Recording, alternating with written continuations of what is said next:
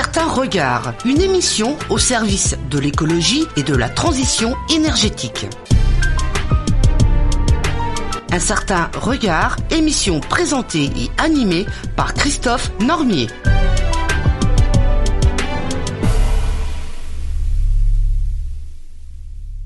Bonjour à tous. Aujourd'hui, nous recevons Théodore Catry. Théodore Catry est avocat en droit de l'environnement. Nous allons ensemble aborder plusieurs enjeux de droit liés au déploiement des énergies renouvelables. Nous interrogerons Maître Catry sur l'arbitrage nécessaire, utile, possible ou non entre environnement et production d'énergie. À l'issue de cet entretien, celui-ci sera prolongé par quelques points particuliers développés en lien avec le thème abordé.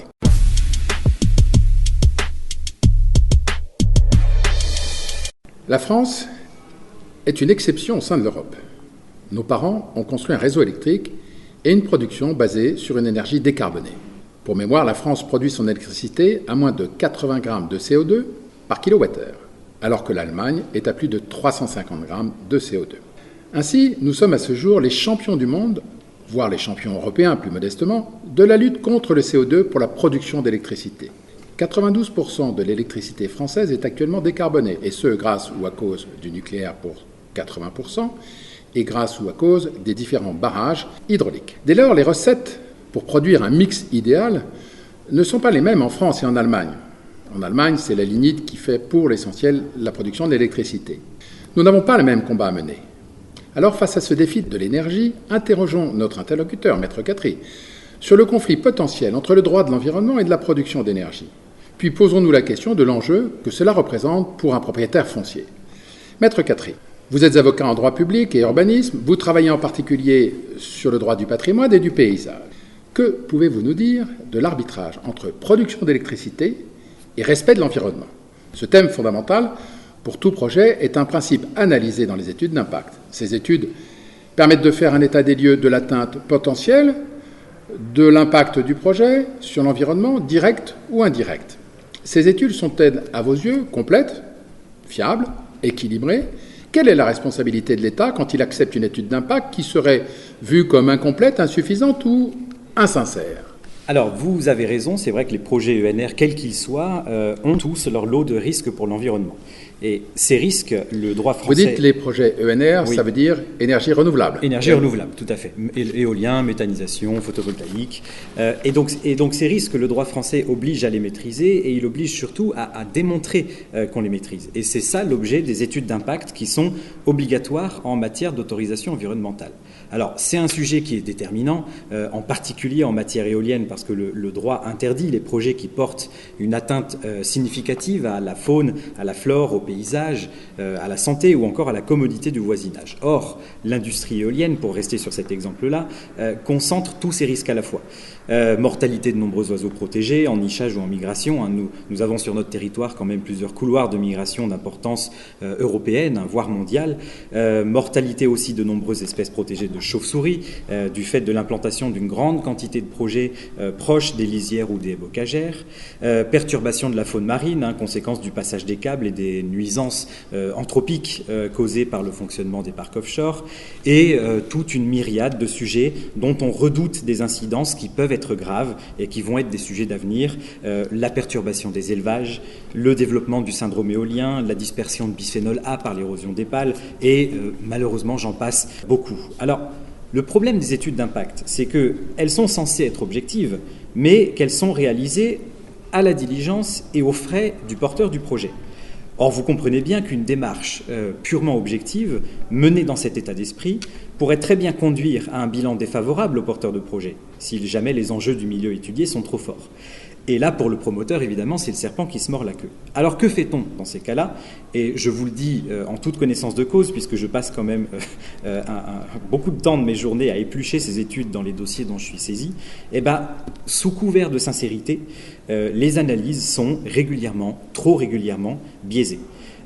Critiquer leur cohérence, la cohérence de ces études d'impact, c'est un des gros aspects du combat contentieux et ça porte ses fruits assez régulièrement parce que souvent vous avez des juges qui annulent des projets à cause de leurs études qui n'étaient pas assez fiables. Alors très concrètement, dans l'éolien, il y a 3 sujets qui sont redoutés des promoteurs parce qu'ils peuvent les conduire à un refus d'autorisation préfectorale. Ça va être les oiseaux, ça va être les chauves-souris, ça va être les paysages. Pour les paysages, l'étude d'impact doit effectuer une analyse de l'état initial et démontrer que l'impact visuel du projet restera acceptable. Cela étant, c'est extrêmement subjectif. Oui, c'est démontrer qu'un paysage n'évolue pas considérablement par l'implantation de machines de 200 et quelques mètres de haut. C'est tout le. Comment est-ce possible de démontrer qu'il n'y a pas d'impact sur le paysage ? C'est tout le problème. C'est que le paysage est une notion qui est devenue juridique, donc on est obligé d'objectiver une notion qui par elle-même est quand même assez essentiellement subjective. Donc vous avez des variations dans l'interprétation des impacts réels d'un projet sur le paysage, à la fois par le préfet, à la fois par les instances consultatives et à la fois par les juges qui sont. Vous voulez dire qu'un même projet mis dans les mains de différents préfets ou de différentes cours de justice peut avoir un sort très différent ? Oui. Vous avez, moi je le vois, parce que j'ai des contentieux dans un peu partout en France, vous avez des cours administratifs d'appel, qui sont donc les juges qui doivent juger la légalité des projets éoliens, qui vont être beaucoup plus tolérantes, voire laxistes sur des impacts paysagers que d'autres qui vont être qui vont avoir un avis critique assez intéressant. Et donc à même paysage donné, vous pourrez avoir une cour qui dira oui, le projet éolien porte un impact acceptable, et une autre qui dira non, l'impact est rédhibitoire. Je vous ai coupé la parole, vous évoquiez les oiseaux, le paysage. Oui, simplement les paysages. Alors c'est vrai que c'est là où vous avez l'essentiel des artifices en études d'impact. Ça va être le fameux recours au photomontage. Et là, vous avez dans les photomontages des études d'impact, c'est souvent ça qui provoque le scandale de la part de ceux qui les lisent, c'est que vous avez alors des artifices qui sont parfois insidieux, parfois franchement grotesques. Par exemple, le choix assez méticuleux, il faut le dire, de points de vue sans intérêt. Ou alors le choix de points de vue qui donne sur un obstacle. Et quand je vous parle d'obstacle, je vous parle d'un arbre, par exemple. Et on va aller dire, mais l'impact sera nul parce que le projet éolien sera derrière l'arbre. Si j'écoute ce que vous me dites, en réalité, vous me dites que c'est extrêmement difficile, ces études d'impact, pour qu'elles soient absolument objectives, dès lors qu'elles sont menées par le promoteur. Finalement, il est à la fois juge et partie. Et donc, c'est extrêmement difficile d'avoir de l'objectivité dans les analyses et les photomontages qu'il peut réaliser. Oui, c'est le cas. Maître Catheré, peut-on aller jusqu'à dire que ces études environnementales ne seraient en réalité que des alibis pour habiller une décision déjà prise ? De fait, moi, ce que j'observe, c'est que les promoteurs s'en servent surtout pour démontrer que leur projet est bien, plutôt que pour informer des risques qu'ils représentent réellement sur l'environnement. Et ce, quoi qu'il en coûte, quitte à déformer la démarche scientifique qui est censée sous-tendre quand même la réalisation des études d'impact. Maître Catheré, accepter la signature d'un bail permet de recevoir des loyers et représente un engagement qui porte des obligations. Que pouvez-vous nous dire un petit peu sur ces obligations ? Alors, dans les formations que j'anime pour les opposants à des projets, je dis toujours que la signature du bail, les baux, sont les pieds d'argile du colosse. Bien plus efficace que de chercher la présence d'un nid de Milan Royal ou d'une église classée, si on arrive à convaincre les propriétaires fonciers de ne pas signer, le promoteur n'a pas la maîtrise foncière et le parc ne peut pas se faire. Et alors, convaincre des propriétaires de ne pas signer, ce n'est pas si difficile. Il suffit quand même de les avertir sur tous les risques dont le promoteur ne parle pas. D'abord, vous voulez dire que le promoteur oublie parfois de parler d'un certain nombre de risques associés à la signature de son bail ? Le promoteur oublie beaucoup de choses auprès de beaucoup d'acteurs. Les signataires de baux, les mairies, finalement, les instances consultatives. Il dit la vérité, rien que la vérité, mais pas toute la vérité. Pas toute la vérité, loin de là.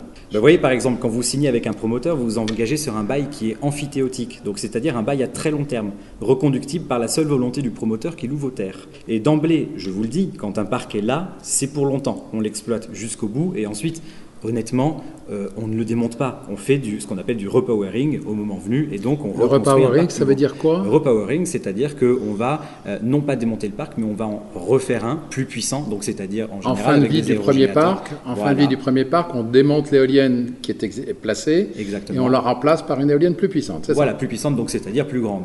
Donc ça veut dire que là où vous pensiez avoir signé pour la durée de vie d'une éolienne, vous êtes amené potentiellement à subir ou à avoir votre loyer sur une durée beaucoup plus importante. C'est exactement ça. Ça, c'est sur le principe.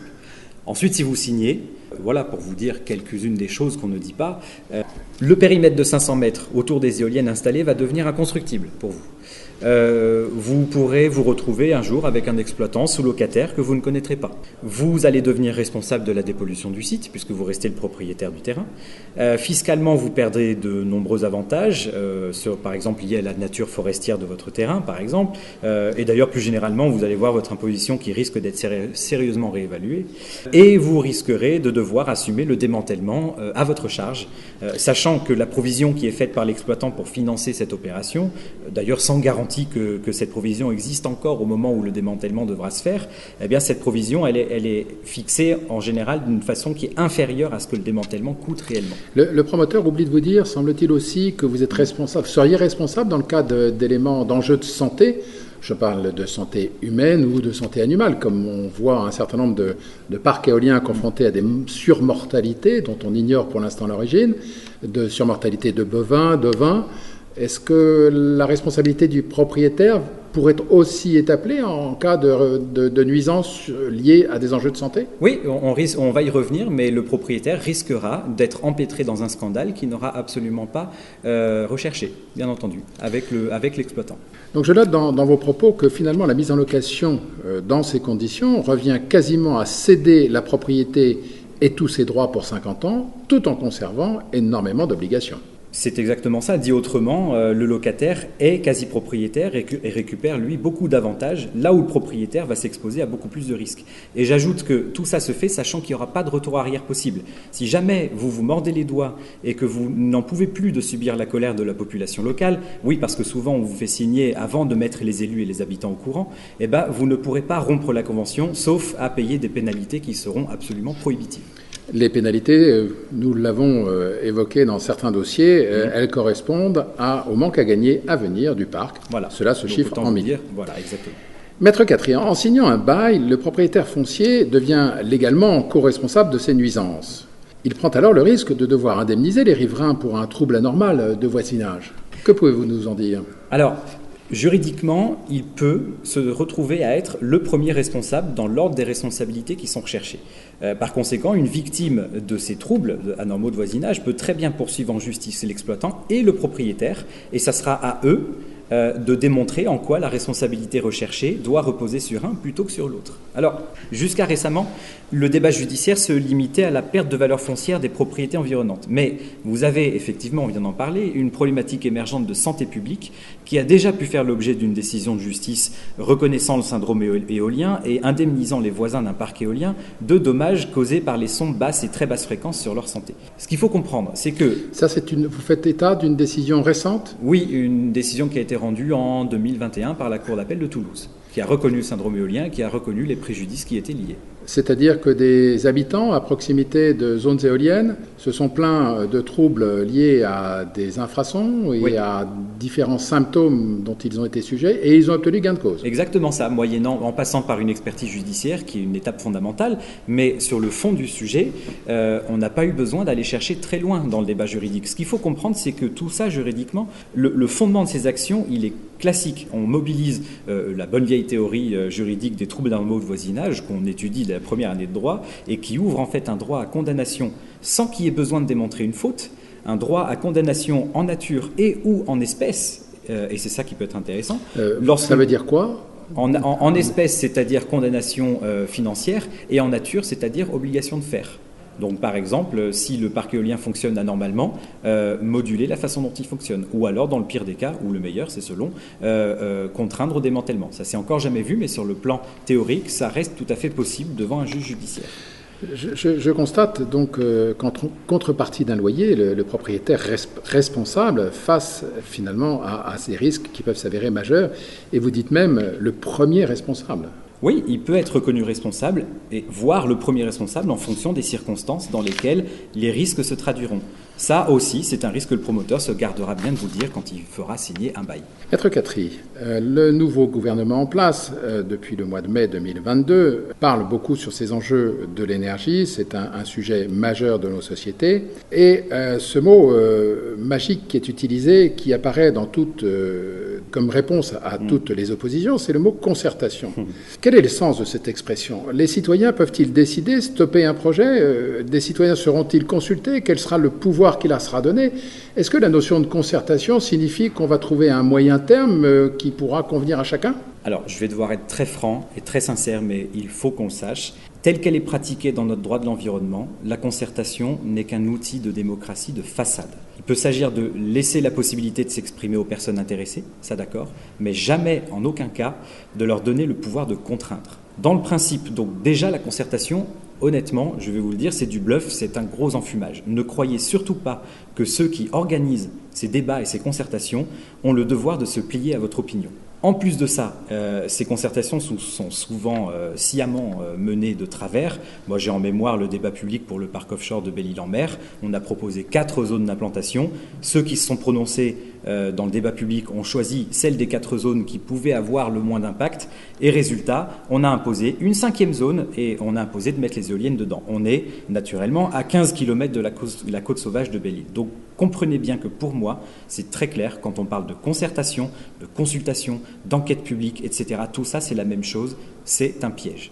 C'est un piège parce qu'on croit avoir une parole qui est écoutée, alors même que finalement, celle-ci est juste enregistrée. Voilà, j'aurais pas mieux dit. Alors moi, je suis un petit peu perdu parce qu'en même temps, on nous revendique l'idée majeure de la concertation, et en même temps, on nous parle d'une loi d'exception qui va s'affranchir de toute consultation. J'avoue que je suis complètement perdu. Oui, je vous comprends, mais honnêtement, avec ce que je viens de vous dire, je pense que ça reste quand même possible. La concertation, c'est qu'une formalité qui n'est pas contraignante. Donc on pourra toujours soumettre un projet au peuple, d'ailleurs c'est ce qu'on fait déjà, laisser le peuple dire non et continuer l'instruction du projet. Non, vraiment, il ne faut pas qu'on s'y trompe. Un projet d'énergie renouvelable, c'est un projet qui ne regarde que celui qui le porte et l'État qui l'instruit. Le seul qui décide, c'est l'État, le seul qui tranche, c'est le juge. Donc saisir le juge, c'est tout ce qui reste au peuple pour exercer son pouvoir démocratique. Si je comprends bien, nos parents et grands-parents ont construit ce parc nucléaire français qui aujourd'hui nous permet d'avoir une énergie décarbonée alors même qu'il n'y a eu aucune consultation populaire. C'est le gouvernement qui a, de l'autorité même de sa place, décidé du déploiement de cet énorme parc nucléaire sans aucune consultation de nos concitoyens. Finalement, est-ce que c'est bien pire qu'aujourd'hui où il y a des simulacres de consultation qui, comme vous l'évoquez, amènent à des consultations qui ne seront pas prises en compte ? Oui, après, on est évidemment dans un autre paradigme maintenant. Après, effectivement, quand vous comparez le bilan coût-avantage lié à l'installation imposée d'un parc nucléaire à une époque qui n'est plus la nôtre et l'installation imposée d'un parc éolien dont on connaît les critiques, les faiblesses sur le plan énergétique, sur le plan économique, moi j'ai vraiment, et comme beaucoup d'opposants, du mal à digérer le fait qu'on ne puisse absolument pas prendre la parole en tant que principal concerné. Vous êtes opposant ou vous êtes avocat ? Vous êtes avocat, Maître Catheré ? Moi, je suis avocat et je suis opposant à tout ce qui maîtrise mal les impacts environnementaux. Maître Catheré, je vous remercie pour cet entretien. Merci à vous.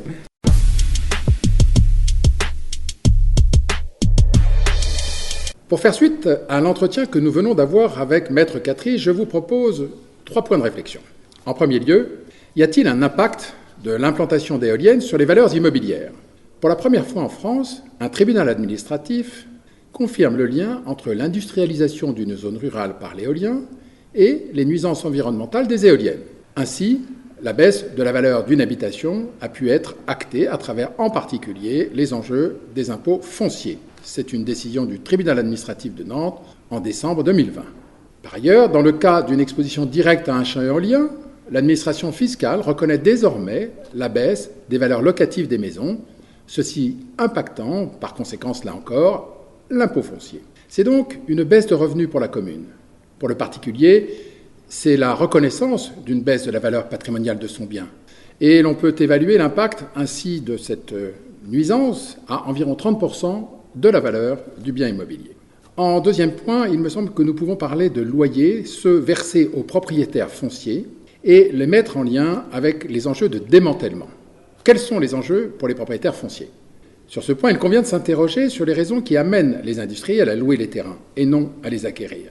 Ainsi, les promoteurs s'engagent à payer des locations allant jusqu'à 100 fois la valeur du terrain. Mais qu'est-ce que cela peut-il cacher ? Il faut trouver une explication rationnelle, économique, peut-être politique. Celle-ci pourrait être qu'en payant ainsi de telles sommes, les promoteurs considèrent qu'il s'agit d'un juste dédommagement lié aux nuisances, occasionnées par l'exploitation. Rappelons que, comme l'avocat Maître Catry nous le disait, les propriétaires sont co-responsables des nuisances nées sur leur terrain. De même, on ne peut que s'interroger sur les rôles et responsabilités en fin de bail. Et là aussi, pour ne pas se trouver engagé à terme vis-à-vis d'un enjeu de démantèlement, nous nous interrogeons sur la place de chacune des parties. Il faut rappeler qu'il revient au propriétaire, seul responsable légal de la dépollution du site, de remettre son site en état et d'en assurer la dépollution. En cas de défaillance du dernier exploitant, notons alors que ce sont les ayants droit ou les différentes parties prenantes qui seront appelées. Le coût d'un démantèlement oscille entre 3 et 400 000 euros par éolienne. C'est donc une somme non neutre à mettre en regard des loyers perçus jusque-là. Faire l'hypothèse de défaillance de propriétaire en fin d'exploitation face à ces obligations n'est pas utopique. Dans un autre domaine, on trouve par exemple dans des ports français, je pense à celui de Sète, des bateaux poubelles, des bateaux abandonnés par les armateurs. Curieusement, ces bateaux sont immatriculés dans des paradis fiscaux.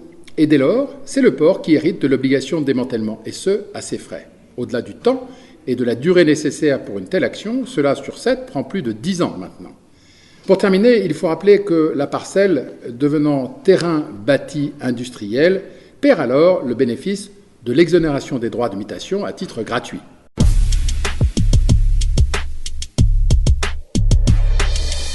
Notre prochaine émission aura pour titre « La contestation environnementale existe, quelle forme prend-elle ?»